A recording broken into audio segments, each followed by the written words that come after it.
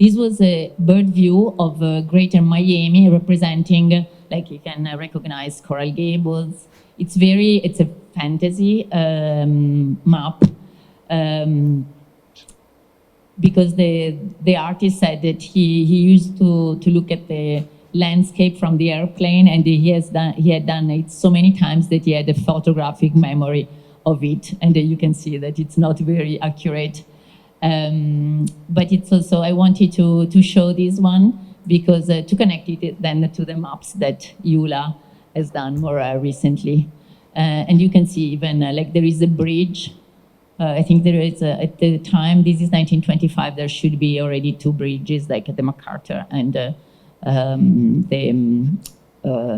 Venetian. And this is an image from our archives.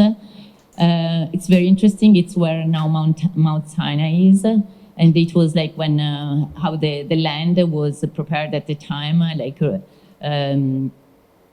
draining, then like cutting of the mangroves and draining the land. And it's interesting that in the background you can see the train. It's very small, but on the main land, the train. And in that land, the Nautilus was built by Carl Fisher in 1925. So this was one of the hotels built after the during the Florida boomland to bring well-to-do tourists to winter in Miami. And this was designed by Schutz and Weaver, and was unfortunately demolished in the 1960s, and now we have on site. Now we have an hospital. So after the Florida land boom, unfortunately, there was a hurricane in 1925. This is one of the photographs showing like flooded Washington Avenue. Was like there were, I mean, it really hit Miami Beach. There were articles all over the world about this terrible hurricane, and so the boom ended up.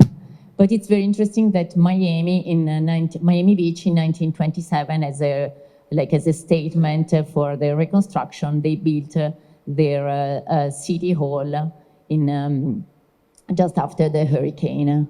And on the other side, on the other side of the road, Mr. Matthews built the Washington Storage, which is now the Wolfsonian. So it was like a fortress where the families that left Miami during the hurricane season, they could just store their precious furniture, upholstered furniture, cars, and the draperies. And you can see the Wolfsonian is really an expression of the Mediterranean revival, which was the trend in the 1920s. And in this case, there is a quote from the entrance to the library of the University of Salamanca, like the same kind of style. And going back to the big word, this is a painting representing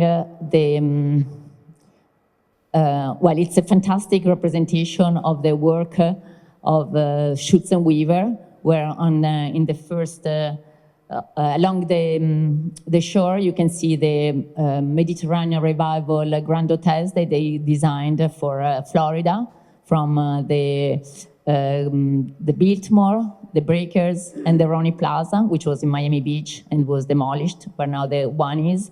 And then in the further left, you can recognize the Nautilus.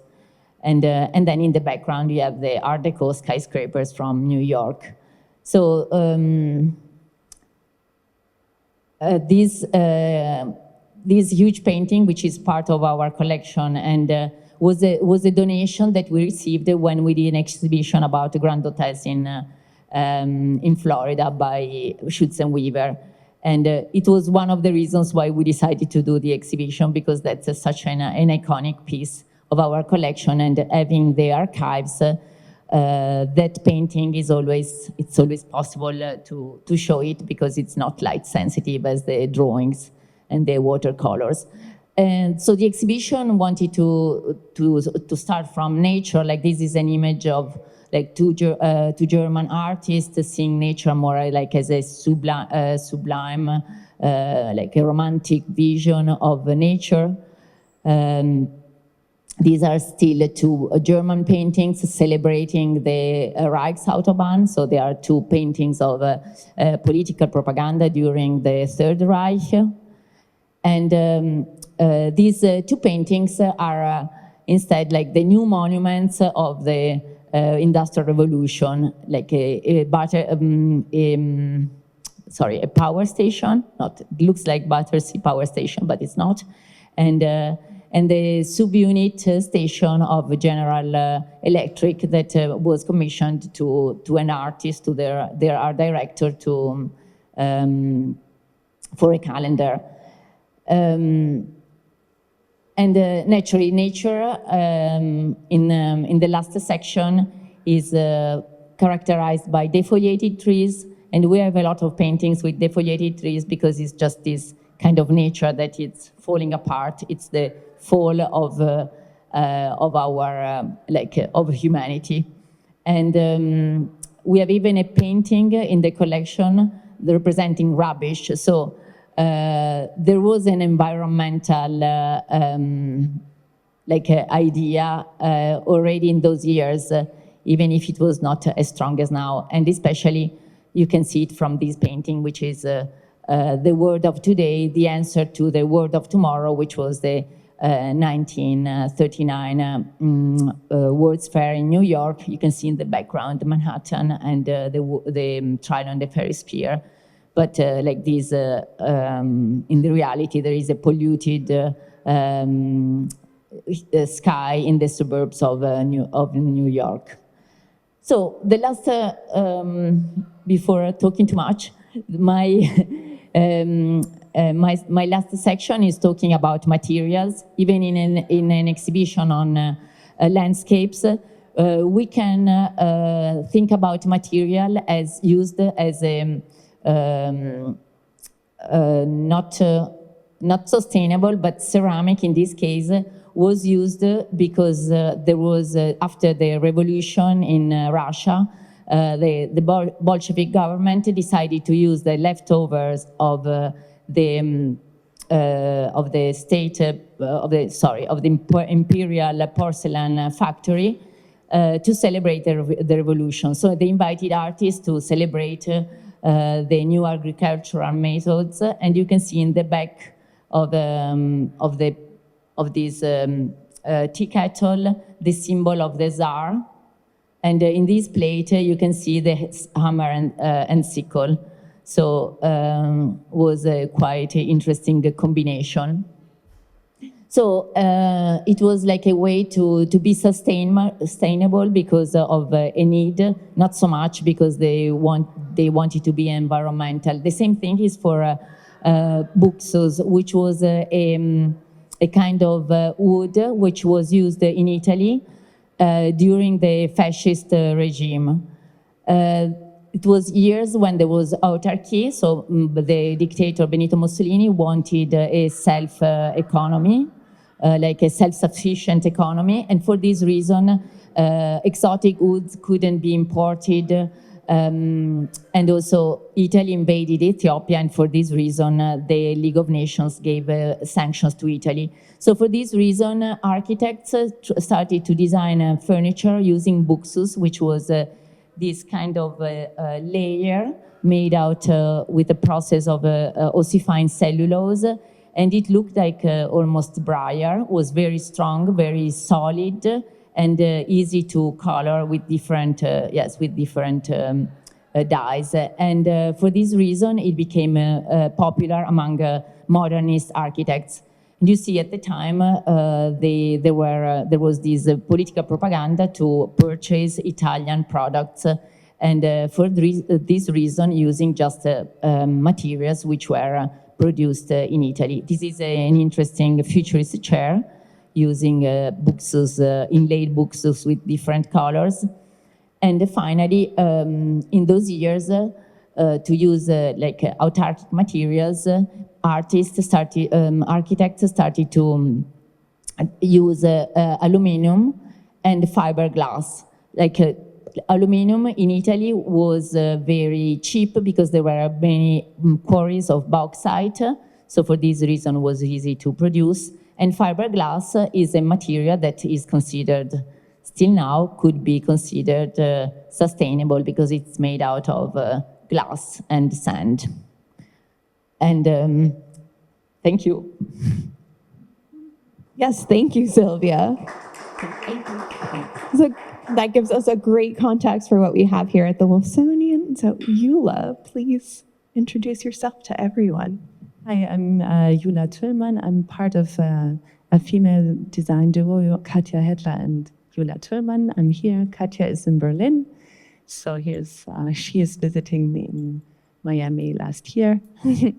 I'm going to start with collaborations with nonprofit organizations because these are the works that are sort of most dear to Katja and me in perspective of sustainability.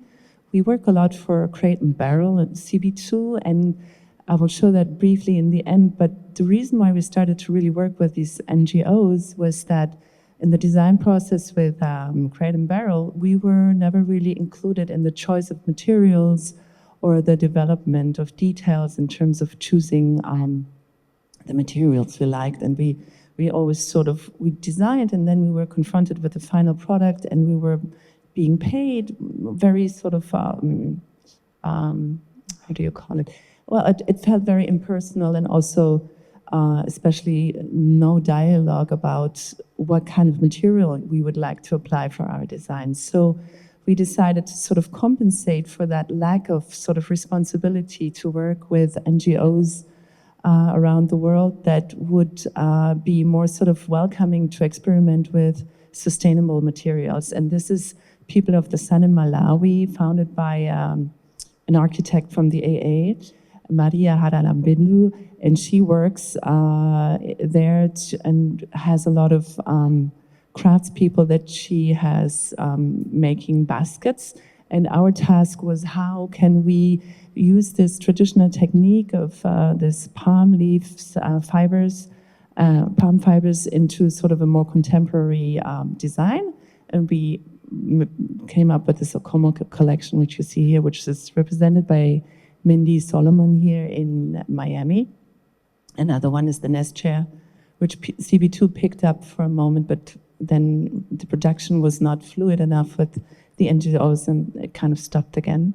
Here you see how they're sort of testing our prototypes.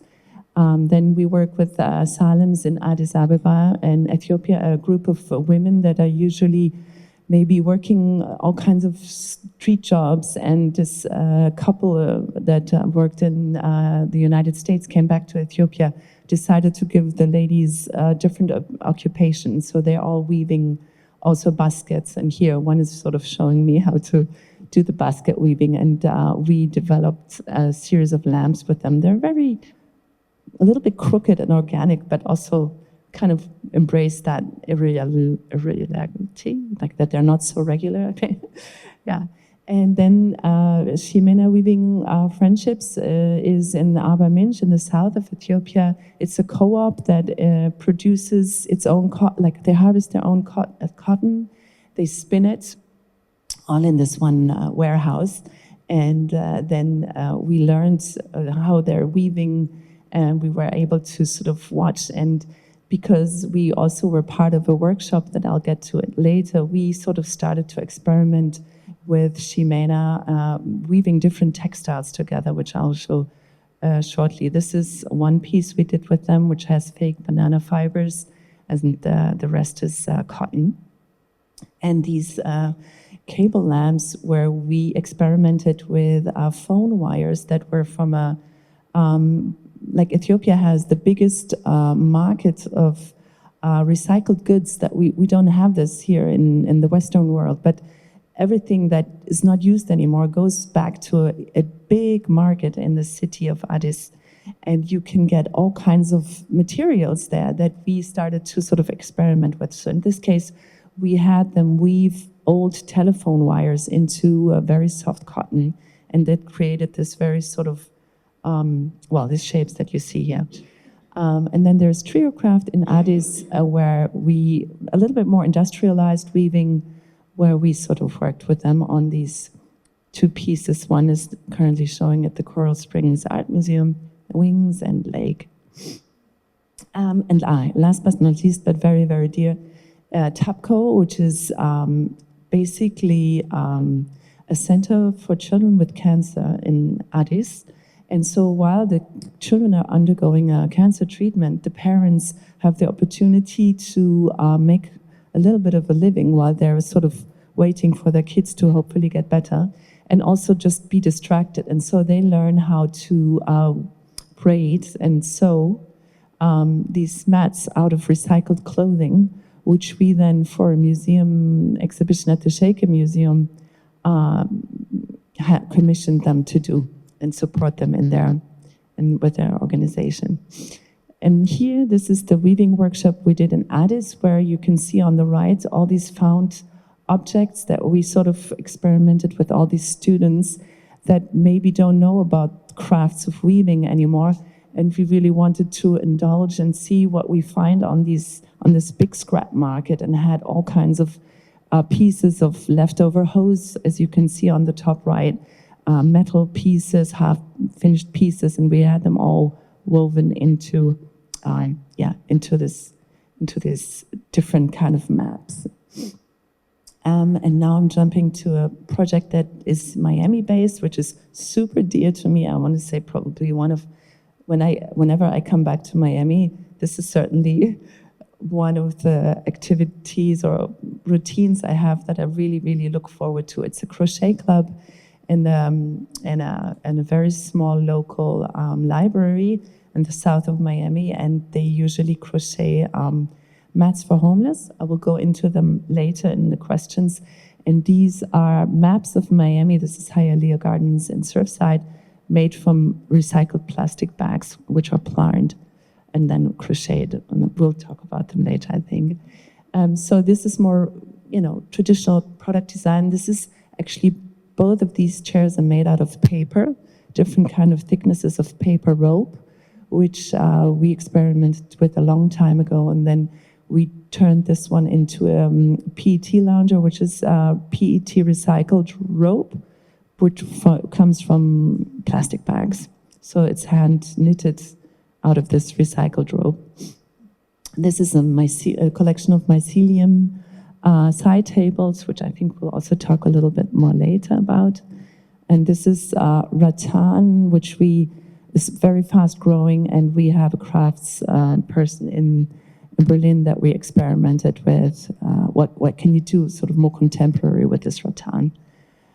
This is cork. We also love cork for its regrowth and sustainable aspects. So it's that. And this is sort of not recycled, but we had an exhibition at the Shaker Museum, and we got inspired by the brooms and the mops that the Shakers do. And so we made this chair out of cleaning mops. This is another rattan lamp. We also do a lot of interior design. This is our studio in Berlin. I thought it's kind of nice for you to see. It's where Katja works. Then this one here, I think, is an interesting project because the client wanted to have his master bedroom and bathroom in an old salon.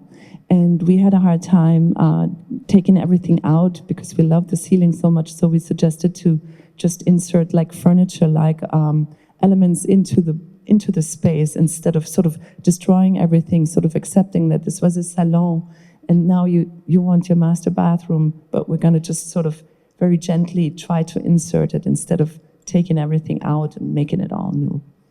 This is a Cab Slam restaurant that my husband Davey had in Berlin.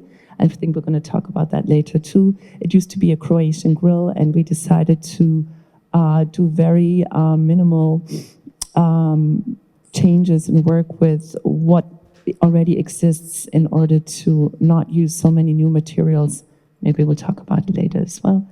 We've started to do architecture here. This is a project in Berlin where we did all these pool terraces for a house where the client wanted to have tropical wood, and we kind of really didn't want to use tropical woods. So we found a producer in Finland who uses European wood, and they treat it with a very special sort of alcohol-like solution that dries the wood so extremely that afterwards it's pretty much super durable, like a tropical wood, but it's not.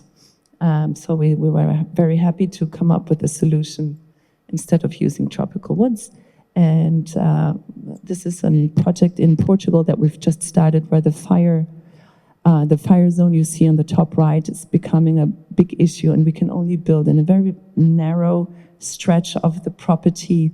And as you see, we're sort of really trying to squeeze it in here. I'm not going to get into it because I think it's going to take too long. This is a project that we started in Miami, but we kind of paused it. Maria Brown is our big sort of hero here in Miami, the Maria Brown House, and we were thinking of really going, this is a building in the Coconut Grove West, and we wanted to sort of take this building as a lead for development for low-income housing and artist studios on the top, which you just see here, like a floor plan of. And then I'm gonna finish with this now. How do I start this? Click it. Okay, this is the installation we had here at the Wolfsonian. When humans enter the scene, they can create an imbalance. You know, while the beach is like so happening with so many tourists, a lot of motion going on, we wanted to sort of create something a little bit more serene and peaceful as a contrast, and also as a moment of just pure joy. Yeah. So I'm Jula. I'm part of Hettler.Tüllmann, which is Jula Tüllmann and Kaiser Hettler. We are a design and architect duo based in Berlin and Miami, collaborating across the Atlantic. In balance, it is mobile. I think the initial piece was the swing. We created a balance between the natural plants, life, flora and fauna, and the swing. But if a person were to sit on the swing, the whole fauna, like the bromeliads, would completely sort of go up in the air and tumble. So this one, in a way, is a little bit more poetic. I think that this pavilion itself invites you to more reflect on enjoying life and the flora and the fauna.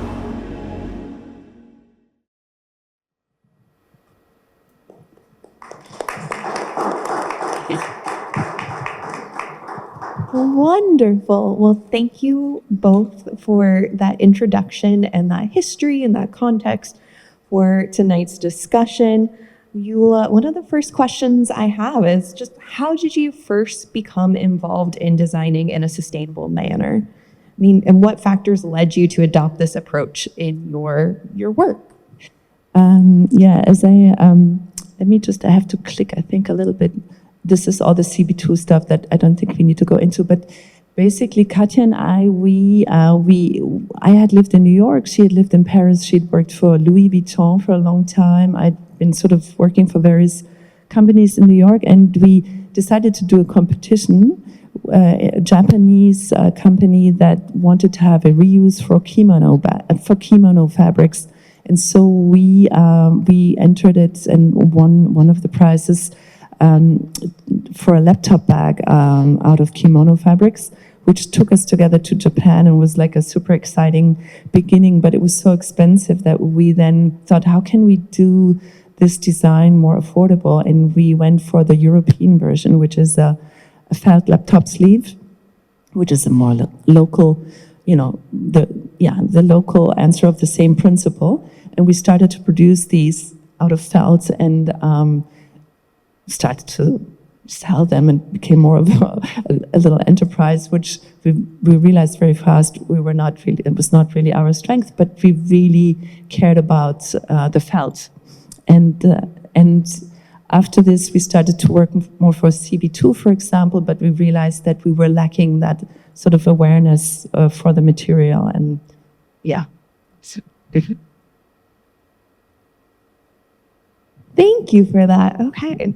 It's so interesting having these even fleeting ties to the big world. So I realize that our kimono and the kimono you're using are very different in the respects, but just even having something be a kimono, so very interesting. And I know you briefly talked about the Cab Slam restaurant, so with Husband Davy, and you mentioned that sometimes, well, when we were in the process of designing for it, that it can be easier to start from scratch, but that wasn't the case with Cab Slam. Yeah, I mean, let me go back there and explain a little bit what we really wanted to achieve.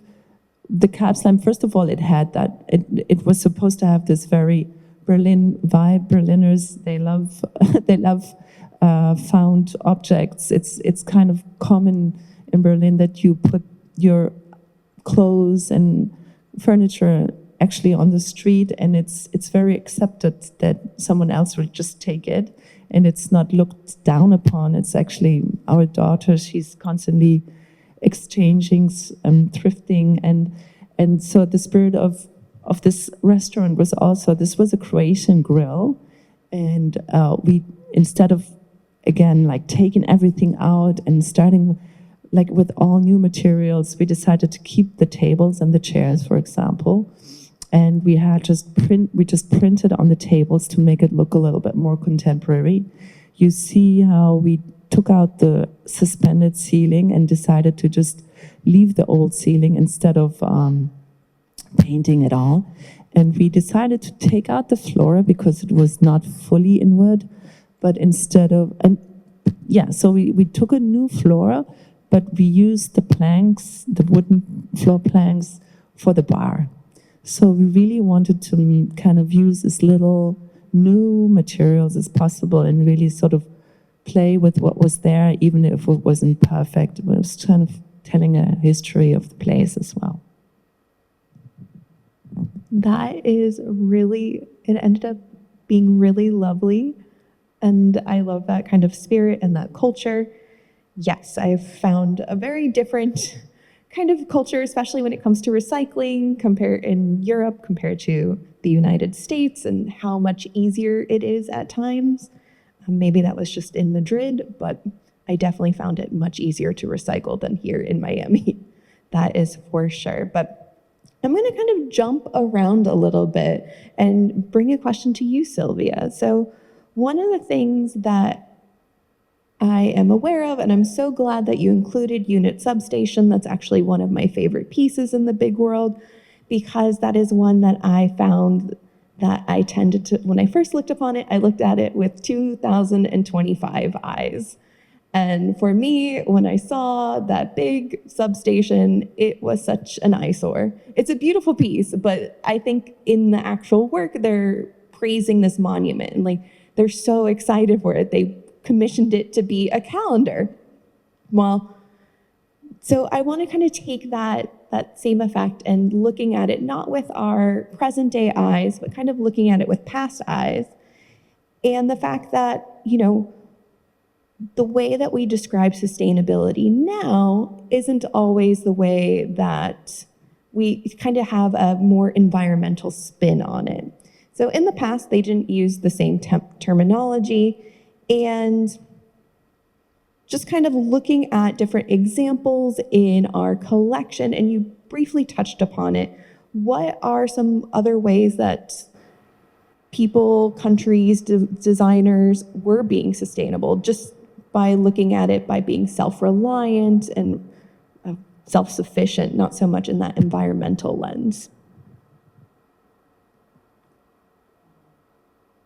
Well, for sure, using local materials is a way to be sustainable, because it's you don't need to import materials. There is no transportation, and it's always also to adapt to the context. And so that's what architects did, for example, in I mean, it's usually architects should adapt to the context, like here in Miami, we're just seeing now building high rises, like luxury high rises, but probably it wouldn't be like the place here in Florida. So in the beginning, they were doing mostly houses which were made out of wood, and which are not probably ideal for hurricanes. But when Miami started to develop, Miami and Miami Beach, after using limestone, but limestone is not eternal, and so they used stucco and cement.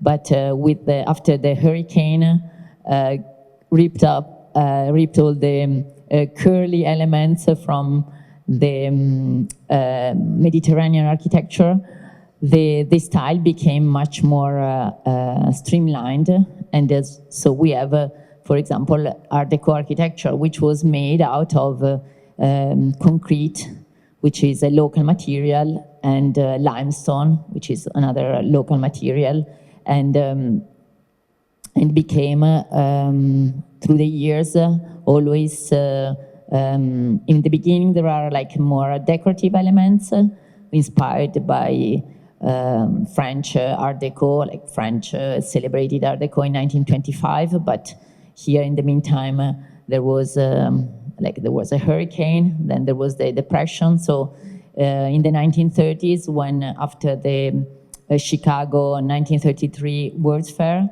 like this new style becomes popular in Miami, a style which is made for a middle class tourism, so different from the period, the 1920s, when Carl Fisher did like these luxury hotels.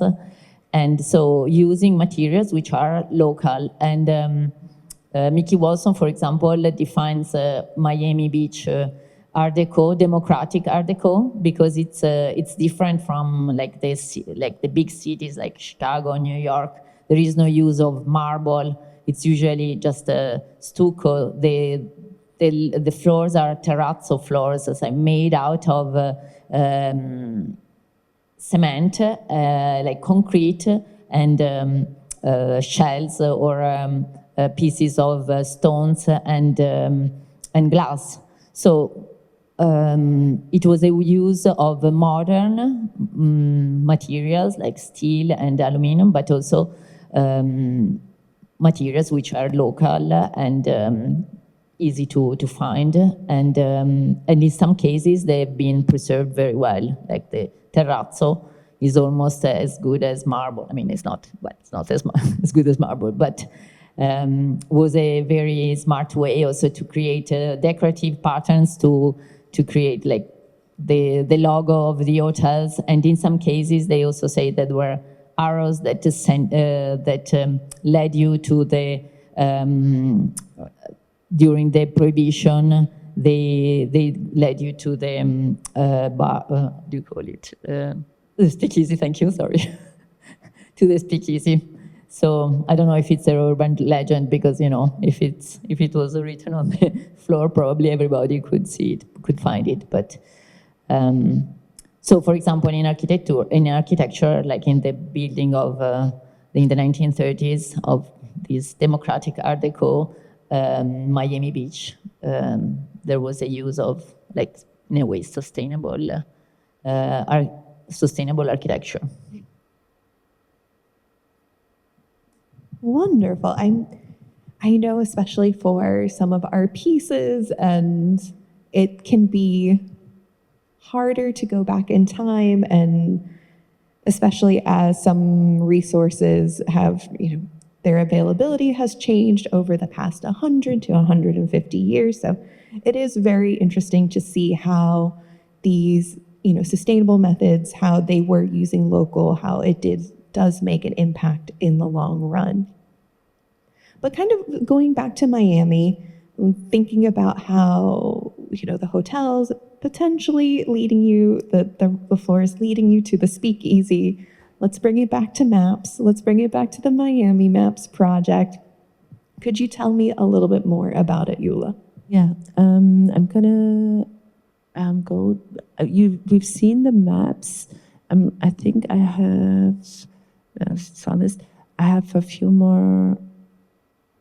This is this. Yeah, this is a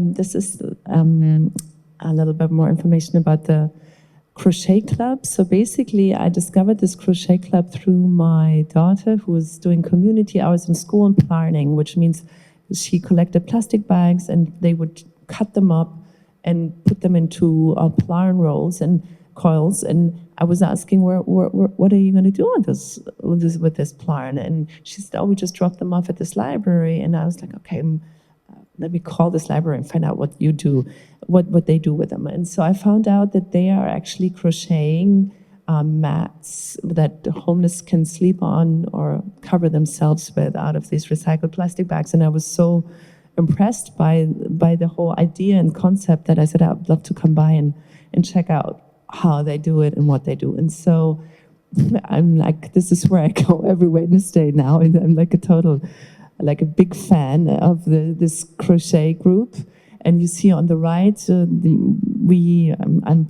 doing this too now. We collect the bags, we cut them in very clean strips, and then you see in the front when we loop them and they become these yarn roll calls, and then they get crocheted. And when the Shaker Museum asked me for these, they give us this grant, and I wanted to consciously work with communities. So I wanted to work with the TAPCO, the one in Addis, and I thought it would also be super cool to work locally, because for me, sustainability is actually, of course, about materials, but it's also very much about supporting communities. And so supporting local communities is also, for me, part of feeling sustainable. So I started to work with this group in crocheting the maps that I showed earlier. And I can go back to them one more time. Just so you see, I'll show you quickly which plastic bags come from where, because it's truly local. Oops. Yeah. Now I'm too fast. So basically, the green in the middle is the vegetable bags from Publix, and the brown is Home Depot, and the red and the blue is the Miami Herald. And I have all kinds of people collecting these plastic bags for me and giving them to me so that I have all these beautiful colors. I think that is so fun, and I do think there is such a fascination in depicting the city that we live in and seeing it from a different perspective. I mean, Silvia, you mentioned aerial vision earlier and showing that large painting. Were there other objects in the collection that related to that kind of feeling or could speak directly to this project of depicting Miami from above? Depicting Miami from above. I don't think we have any other representations. We have many photographs and postcards from the period, especially photographs, very interesting, showing like the construction of the islands, how they, they drained the bottom of the sea to create islands, how they cut Fisher Island for the port of Miami. So I think it's mostly documented to postcards and photographs. But we had an exhibition which was Plotting Power with a lot of maps, which included also, representations of maps of Miami. And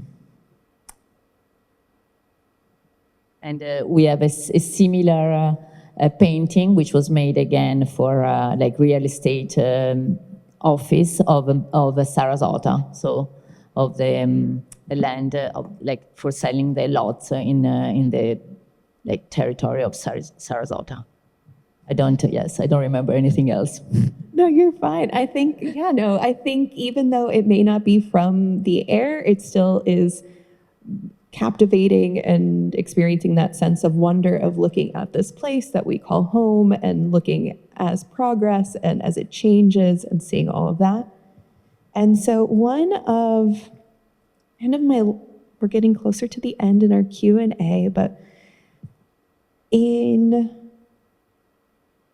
The Alchemy of Reuse, which is an exhibition that Hettler.Tüllmann was a part of, Jula stated, "Our work reflects our status as global citizens with a collective responsibility.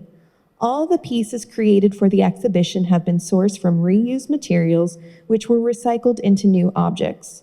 We wanted to redefine the idea of growth and productivity as something that still can be achieved through working with less." And what I want to do is, how do we compare that question or that idea of working with less? How do we see that idea contrasting with the growth depicted in the big world? So how do we reconcile this idea of sustainable growth with the traditional notion of innovation in architecture, in design, especially in a rapidly growing city like Miami? For either one of you, I know, sorry, kind of lobbing it there. Well, I mean, as I already said in this quote, I believe that sometimes less is more, and I have to say I don't see it too much in Miami. I wish I could give more examples. I wish the city would be a little bit more sort of aware of. I'm just always surprised when you fly into Miami and you come and you look at the Everglades, and you see how more and more of the Everglades are becoming developed. For me, I see very little of this approach that I'm sort of fond of, unfortunately.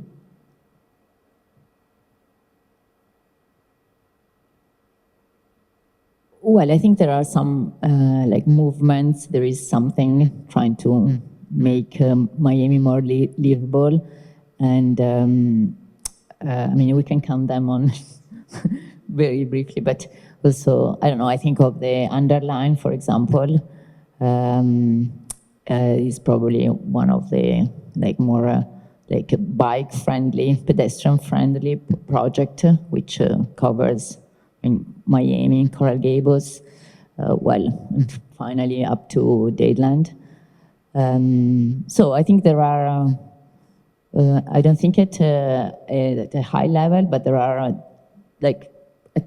attempts, and also there are many artists that deal with climate change, with sustainability. We have here Misael Soto. He can also maybe talk about his project, which was his amphitheater of sand, or sand amphitheater, which was presented a few years ago. Now I don't remember the date. Misael, I need help. 2018. Oh, I thought 3 years ago. 2018 was this amphitheater where people could gather, and it was made out of sandbags.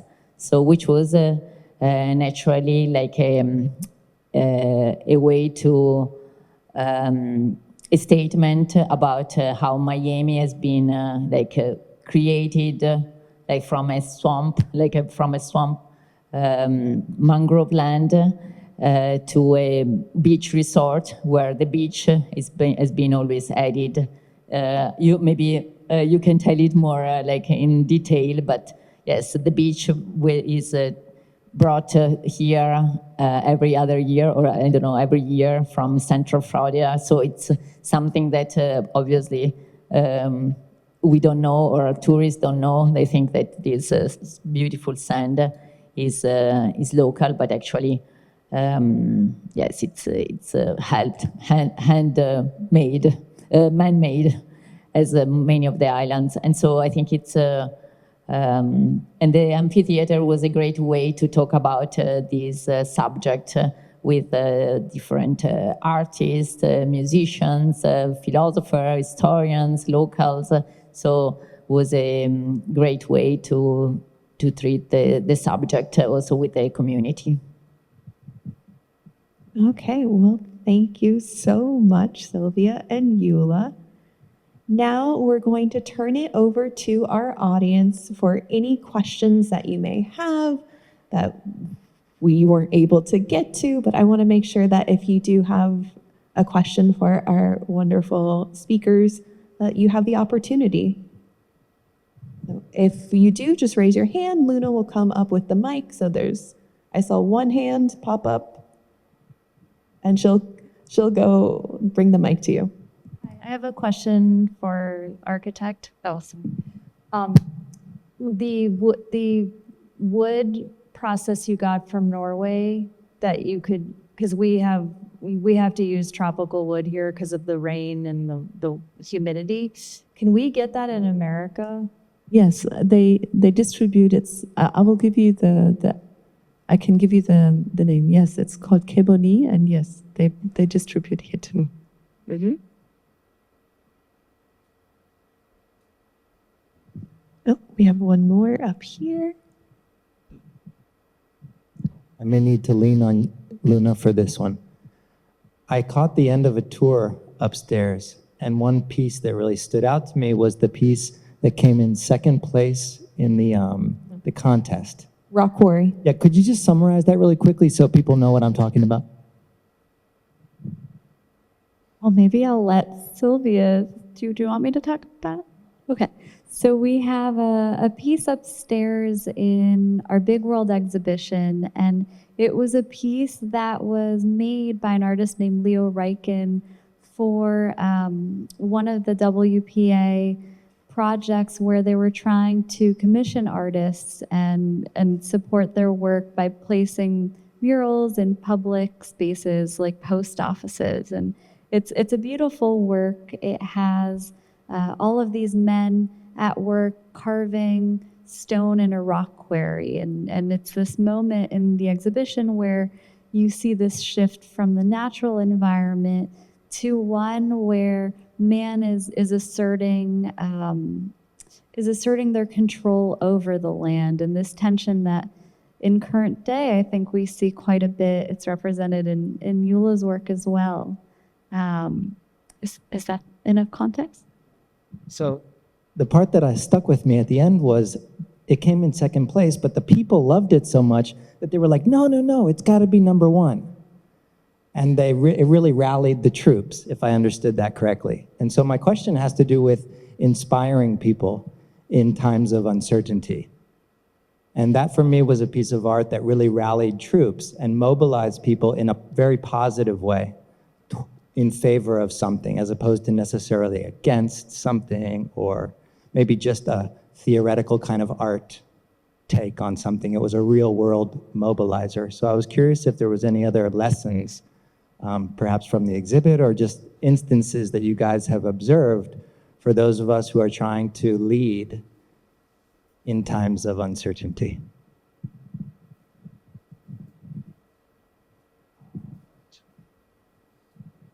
Yes, that's what the art should do. But now thinking of an example. Like, well, in our collection, we usually always end up our exhibition with a sad or grim note. Like in this case, we end up with like from natural landscapes to agricultural landscapes, and we end up with warscapes and polluted landscapes. But it's also the answer of these artists who, like, there is that big triptych, which is Never Again, and the other big painting, which is Smoke. So they are both anti-war paintings, and one is more like kind of a triptych where you have this crucified fallen soldier in the center, and like these dramatic scenes of war made in the 1930s, just before the beginning of Second World War, by a German English artist, made it in England. And the other one, Smoke, is this battlefield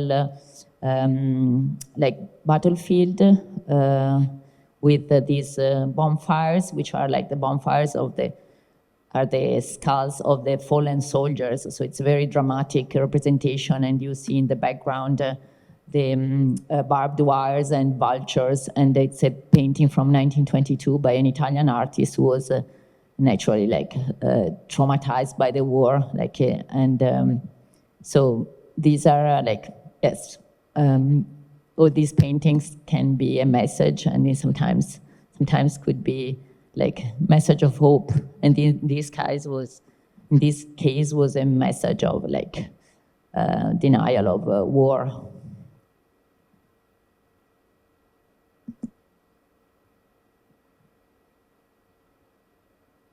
Any other questions from the audience? Okay. Well, thank you again for joining us this evening, and a huge round of applause to Silvia and Jula.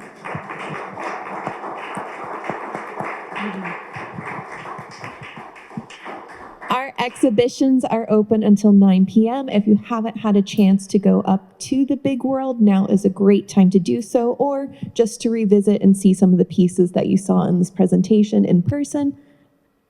See you up there. Have a wonderful evening.